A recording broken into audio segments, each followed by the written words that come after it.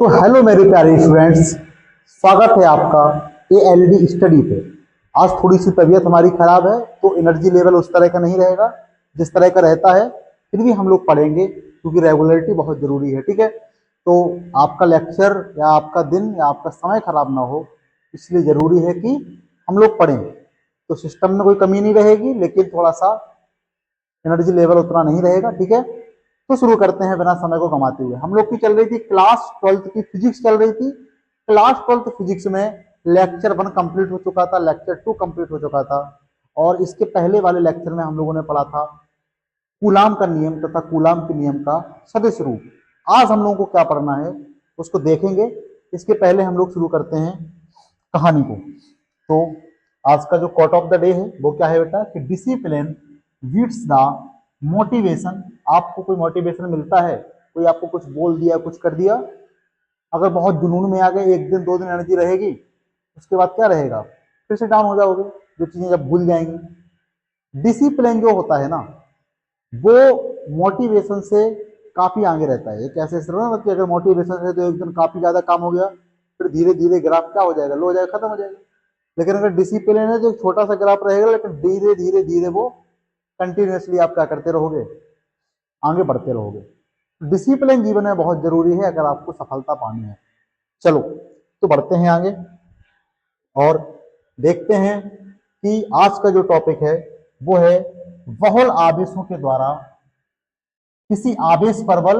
ये तो टॉपिक है ही, साथ ही साथ इसके बाद हम लोग पढ़ेंगे विद्युत क्षेत्र, और विद्युत क्षेत्र के बाद हम लोग पढ़ेंगे बहुल आवेशों, बिंदु आवेश के कारण विद्युत क्षेत्र और बहुल आवेशों के कारण विद्युत क्षेत्र। ठीक है, तो बहुल आवेशों के कारण किसी आवेश पर बल की बात हो रही है बेटा।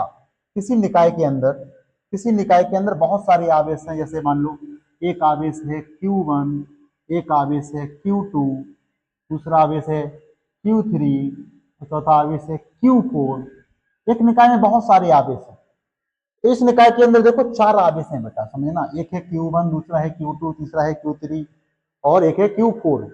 जब किसी निकाय में आवेशों के बल की बात होती है ना, तो बल हमेशा किसी एक आवेश पर रहता है। जैसे जैसे हम कहें इस Q2 पर बल, किस पर बल, इस Q2 पर बल। अगर Q2 पर बल की बात करें तो इस निकाय में चार आवेश हैं, Q1 है, Q2 है, Q3 है, Q4 है। तो जब Q पर की बल की बात हो रही है, Q2 पर बल की बात हो रही है, तो इस निकाय में बचे हुए बाकी बल क्या करेंगे, Q2 पर बल लगाएंगे। यानी Q1 Q2 पर बल लगाएगा, Q4 Q2 पर बल लगाएगा और Q3 भी Q2 पर क्या लगाएगा, बल लगाएगा। ठीक है, अब जब किसी एक आवेश पर, हमने इसके पहले वाले लेक्चर में सीखा था कि अगर एक Q1 आवेश है और एक Q2 आवेश है और Q2 पर बल लग रहा है Q1 के द्वारा, तो जिस पर बल लगता है उसको बोलते हैं, उसको पहले लिखते हैं, यानी Q2 पर लग रहा है तो Q2 बल लिखेंगे। इसका मीनिंग है Q2 पर Q1 के द्वारा बल। अगर F12 लिखते तो Q1 पर Q2 के द्वारा बल हो जाता। यहां पे सेम कहानी वही चल रही है कि Q2 पर Q1 ही बल लगाएगा, Q4 भी लगाएगा और Q3 भी लगाएगा। यानी Q2 पर Q1 के द्वारा बल यानी F21,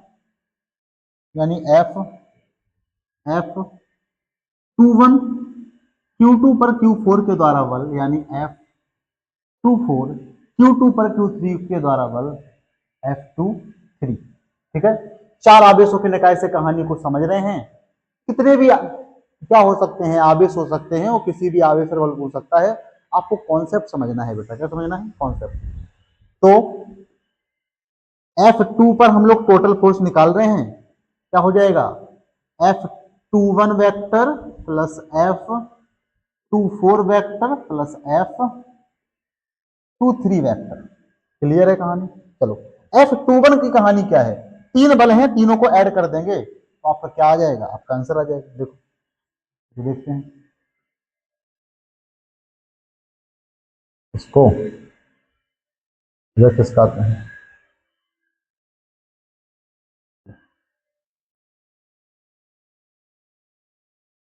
F21 वेक्टर की बात करते हैं तो 1/4 पाई एप्सिलॉन नॉट, और 21 की बात है Q2 पर Q1 के द्वारा बल। यानी Q1 क्या है, 2 है और Q2 क्या है, 1 है। तो Q2 Q1 अपॉन R21। ये क्या हो जाएगा बेटा, R21 हो जाएगा। ये क्या हो जाएगा, R21, R21। ये क्या हो जाएगा, R24, R23। यहां पे क्या हो जाएगी कहानी, R21 स्क्वायर। क्लियर है। जब बात करेंगे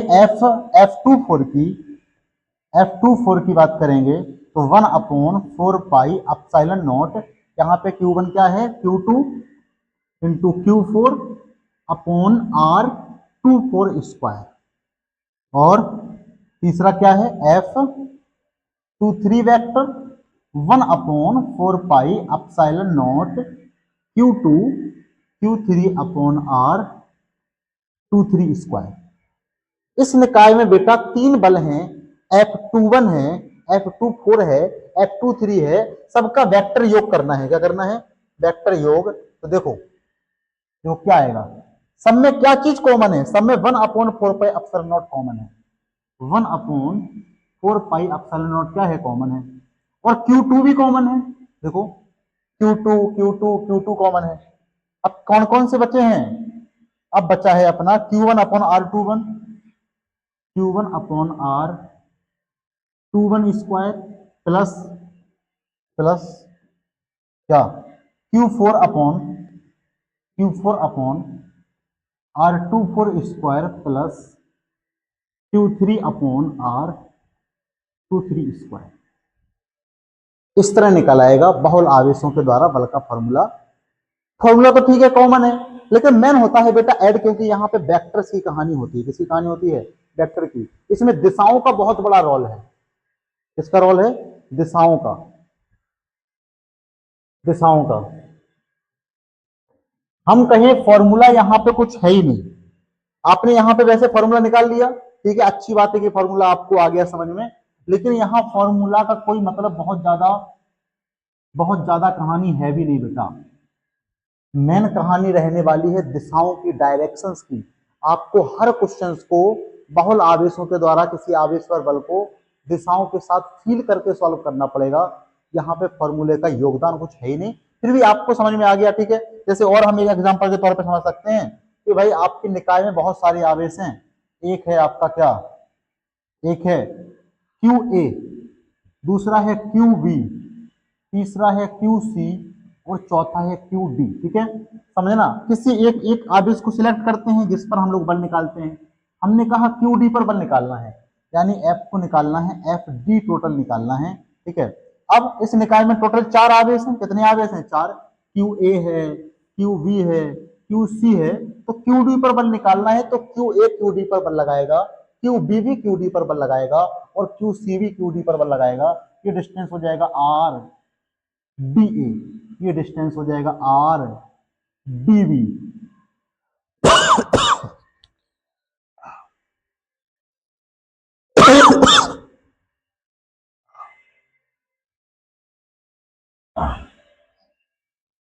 ये हो जाएगा RBC। जिस पर निकालते हैं उसको पहले लिखते हैं, जिसके द्वारा लगता है बल उसको बाद में लिखते हैं। अब कितना फोर्स है देखो, QD पर QA के द्वारा बल, यानी FD टोटल क्या है, QD पर QA के द्वारा बल, यानी FDA वेक्टर प्लस QD पर QB के द्वारा बल, यानी FDB वेक्टर प्लस QD पर QC के द्वारा बल, यानी FDC वेक्टर। तीन प्रकार के बलों का क्या हो जाएगा, योग हो जाएगा। अब देखना देखना, हम लोग को पता है बेटा कि सब में 1/4 क्या होता है, कॉमन होता है। चलो चलो सबके लिए अलग अलग कहानी लिख देते हैं। QD पर QA के द्वारा बल, यानी 1/4 epsilon not QD QA upon RDA square. FDB 1/4 epsilon not QD QB upon RDB square plus 1/4 epsilon not QD QC upon RDC square. सब में कॉमन क्या है बेटा, सब में कॉमन QD भी कॉमन है, 1/4π भी कॉमन है, क्या हो जाएगा 1/4πε0 QD और ब्रैकेट में है QA upon R DA square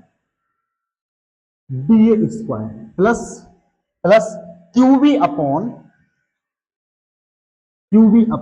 R DB square plus QC upon R DC square. देखो ये फॉर्मूला आ गया। तो फॉर्मूला निकालना तो बहुत आसान कहानी है, लेकिन हमने फिर बोला है कि फॉर्मूला बहुत ज्यादा यूज यहाँ पे होगा नहीं। लो अगर स्क्रीनशॉट लेना है तो ले लो। चलो अब चलते हैं बेटा कहानी पे। कहोगे सर जो फॉर्मूला आ गया, आपने कहा फॉर्मूला का ज्यादा यूज है नहीं, न्यूमेरिकल्स का ज्यादा यूज है। तो हाँ, न्यूमेरिकल्स हम लोग करेंगे बेटा, कोई टेंशन वाली बात नहीं है। चैप्टर को कंप्लीट होने दो, जैसे चैप्टर कंप्लीट होगा हम लोग न्यूमेरिकल भी करेंगे, ठीक है। तो हम लोग पढ़ रहे हैं, अब पढ़ेंगे विद्युत क्षेत्र। क्या पढ़ेंगे? विद्युत क्षेत्र।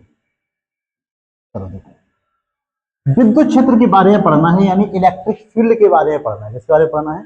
Electric field. समझो इलेक्ट्रिक फील्ड क्या है। जैसे कोई क्यू आवेश रखा है, ये क्यू आवेश अपने आसपास के क्षेत्र में किसी दूसरे आवेश के ऊपर क्या लगा सकता है?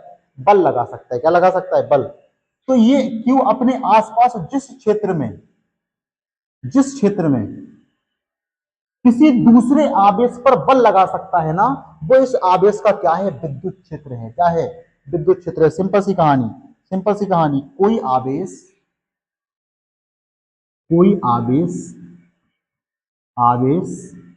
अपने आसपास जिस क्षेत्र में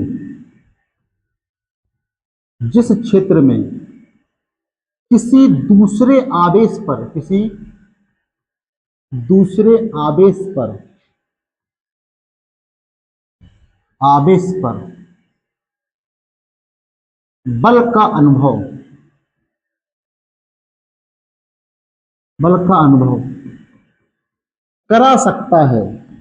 बल का अनुभव करा सकता है,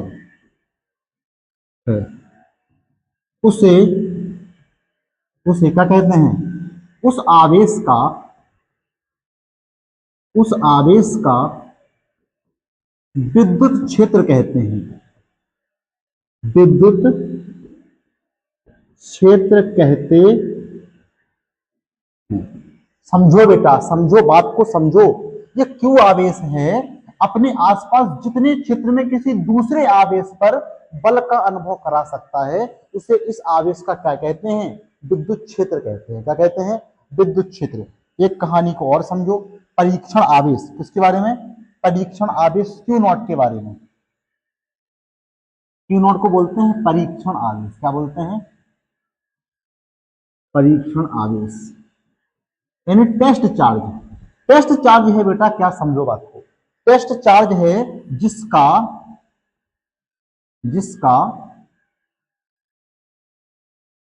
विद्युत क्षेत्र नगण्य है। मतलब एक ऐसा आवेश है जिसका खुद का विद्युत क्षेत्र क्या है?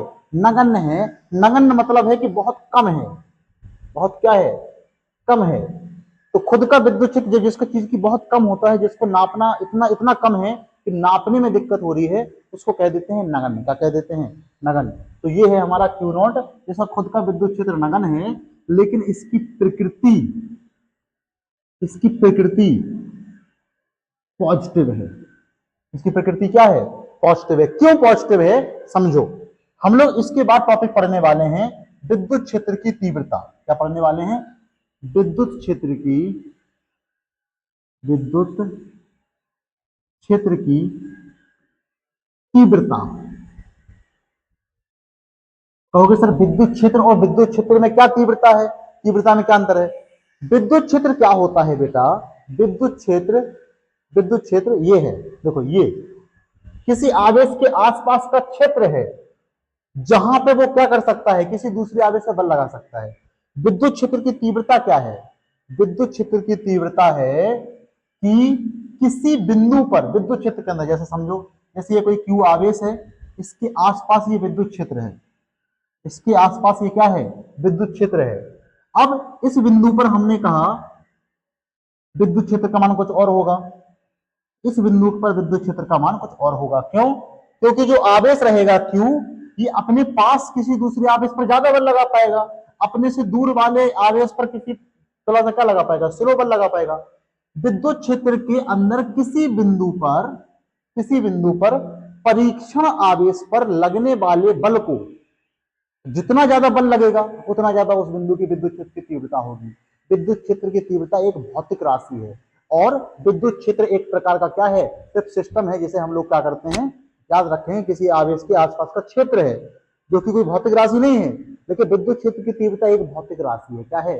भौतिक राशि। ठीक है। किसी बिंदु पर, विद्युत क्षेत्र के किसी बिंदु पर, जैसे मान लो ये बिंदु है, विद्युत क्षेत्र के विद्युत क्षेत्र के विद्युत क्षेत्र के किसी बिंदु पर एकांक एकांक आवेश पर, या हम कहें एकांक आवेश भी कहीं कहीं पे हो जाता है बेटा, और कहीं कहीं पे हम लोग लिख सकते हैं परीक्षण आवेश। बहुत टेक्निकल टर्म है, समझेंगे, ठीक है, डिटेलिंग में समझेंगे। एकांक आवेश भी बोल सकते हैं और परीक्षण आवेश भी बोल सकते हैं। पर लगने वाले बल को उस बिंदु की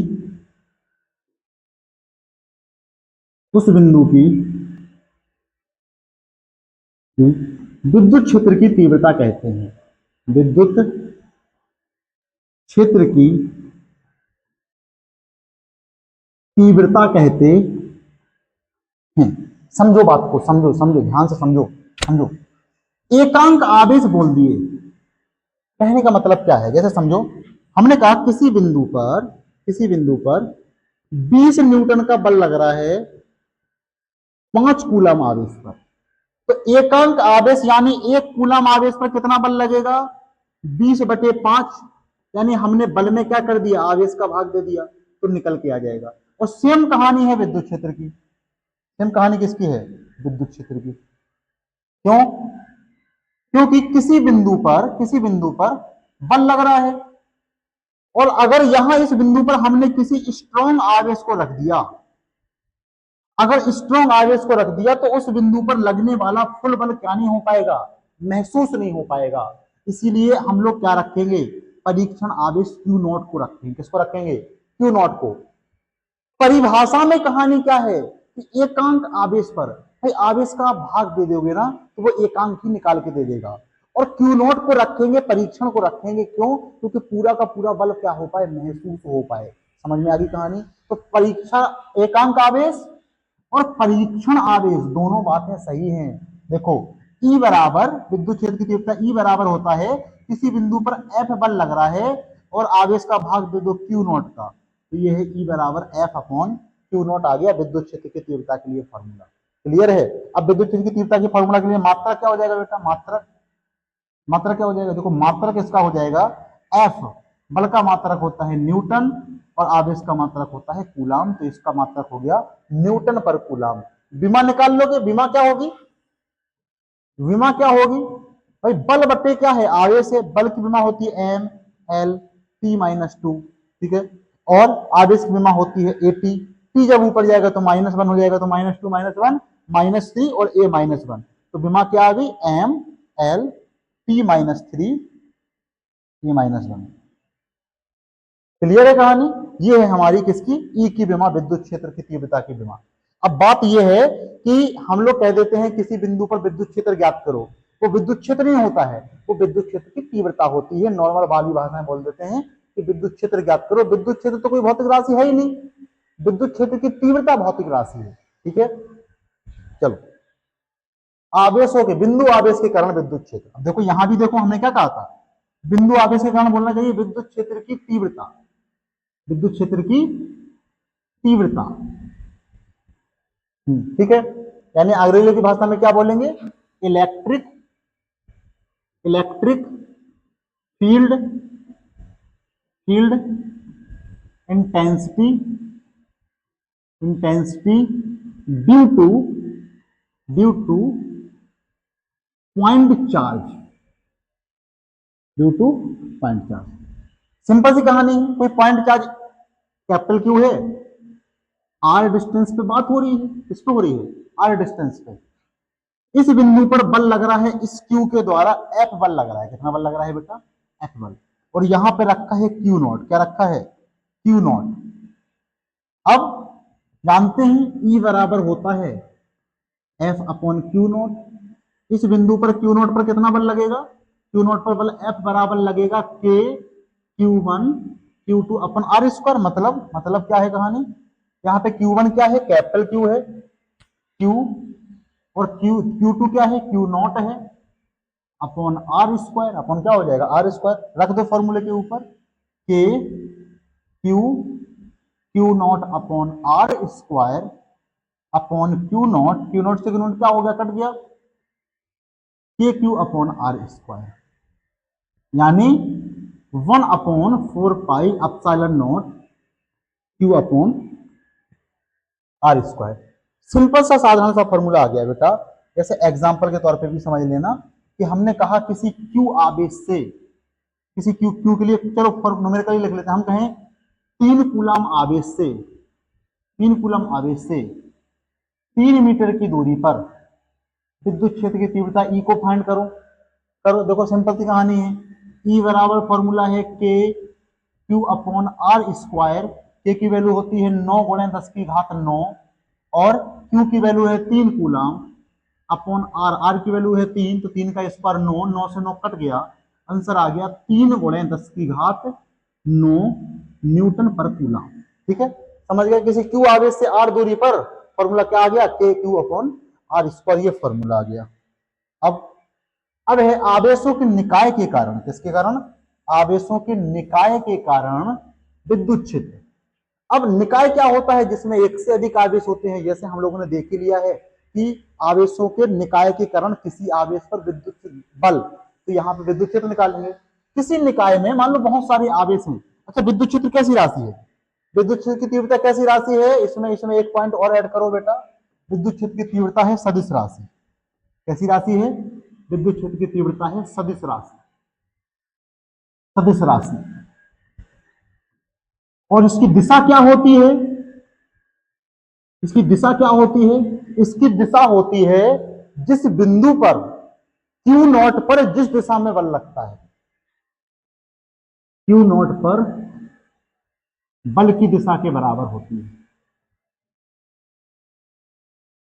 यानी क्यू नॉट पर थोड़ा सा भी बल लगेगा तो क्यू नॉट क्या हो जाएगा, भागेगा, और वो जिस दिशा में भागेगा वही क्या हो जाएगी, हमारी क्यू नॉट की क्या मतलब ई की क्या हो गई, विद्युत क्षेत्र की तीव्रता की दिशा हो जाएगी। ठीक है, तो विद्युत क्षेत्र की तीव्रता सदिश राशि है बेटा। कैसी राशि है, सदिश। तो यहां भी सदिश राशि है, तो यहां भी न्यूमेरिकल सॉल्व करते समय फॉर्मूला का ज्यादा दिमाग खराब होगा नहीं, सिर्फ फॉर्मूला निकाल तो लेते हैं, लेकिन हम लोगों के लिए क्या रहेगा, सदिश योग वाली कहानी रहेगी, तो फॉर्मूला ज्यादा काम नहीं आएगा, आपके खुद के कॉमन सेंस काम आएंगे, आपकी खुद की प्रैक्टिस काम आएगी, और हम तो क्वेश्चंस करवाएंगे ही, तो हमारा भी सपोर्ट काम आएगा। ठीक है, तो देखो जैसे हमने कहा निकाय में कई सारे आवेश हैं, एक है Q1, एक है Q1, दूसरा है Q2, तीसरा है Q3, चौथा है Q4। ऐसे कई सारे आवेश हो सकते हैं निकाय में, कितने भी, हमने 4 आवेश ले लिए। कोई बिंदु ए है, इस बिंदु पर विद्युत क्षेत्र की तीव्रता निकालनी है। समझो, आवेशों के निकाय के कारण किसी आवेश पर बल जब आप निकाल रहे थे ना बेटा, उस समय बल किसी एक आवेश पर निकलता है, लेकिन विद्युत क्षेत्र की तीव्रता किसी बिंदु पर निकलती है। किस पर निकलती है, बिंदु पर। हमने कहा इस बिंदु ए पर, बिंदु ओ पर विद्युत क्षेत्र की तीव्रता निकालो। इस निकाय में कितने आवेश हैं, 4 आवेश हैं, तो Q1 भी इस बिंदु पर विद्युत क्षेत्र की तीव्रता करेगा, Q2 भी करेगा, Q3 भी करेगा, और Q4 भी करेगा। दूरी क्या हो जाएगी, बिंदु ए पर Q1 के कारण, तो R हो जाएगा A1, ये हो जाएगा R, A2 ये हो जाएगा R, A3 R, A3 ये हो जाएगा R, A4। तो E A के ऊपर, यानी बिंदु ए के ऊपर टोटल विद्युत क्षेत्र की तीव्रता बराबर क्या हो जाएगा, Q1 के कारण हो जाएगी विद्युत क्षेत्र की तीव्रता E1, Q2 के द्वारा हो जाएगी E2, Q3 के द्वारा हो जाएगी E3, Q4 के द्वारा हो जाएगी E4। तो E1 वेक्टर क्योंकि क्या है, विद्युत क्षेत्र की तीव्रता सदिश राशि है, plus E2 vector plus E3 vector plus E4 vector. देखते हैं E1 वेक्टर का मान कितना है। E1 वेक्टर का मान Q1 आवेश से RA1 दूरी पर विद्युत क्षेत्र की तीव्रता। अभी अभी देखे हैं किसी Q आवेश से R दूरी पर विद्युत क्षेत्र की तीव्रता का फॉर्मूला आया है KQ बटे R स्क्वायर, यानी 1/4πε0 Q बटे R स्क्वायर। तो E1 बराबर क्या हो जाएगा, 1/4πε0 Q1 अपॉन RA1 स्क्वायर। इसी प्रकार E2 वेक्टर बराबर क्या हो जाएगा, E2 वेक्टर बराबर हो जाएगा, देखो ये Q2 है बिंदु ए पर, क्या हो जाएगा 1/4πε0 Q2 upon RA2 square. E3 बराबर क्या हो जाएगा 1/4πε0 Q3 upon RA3 square. E4 क्या हो जाएगा 1/4πε0 Q4 अपॉन RA4 स्क्वायर। और ये टोटल कितना हो जाएगा, देखो सब में कॉमन क्या है, सब में कॉमन है 1/4πε0 क्यू क्यू, और क्या है, और क्यू का कोई कॉमन नहीं है बेटा, Q1 अलग है, Q2 अलग है, Q3 और दूरियां भी अलग हैं, सिर्फ और सिर्फ कॉमन है 1/4πε0 कॉमन। और क्या बचा है Q1 upon RA1 square plus Q2 upon RA2 square plus Q3 upon RA3 square plus Q4 upon RA4 square. और भी आवेश होते, मान लो होता Q5 होता, Q6 होता, तब भी आपको कोई दिक्कत नहीं होती। ठीक है, देख लो, स्क्रीनशॉट ले लो, ये कहानी समझो बात को।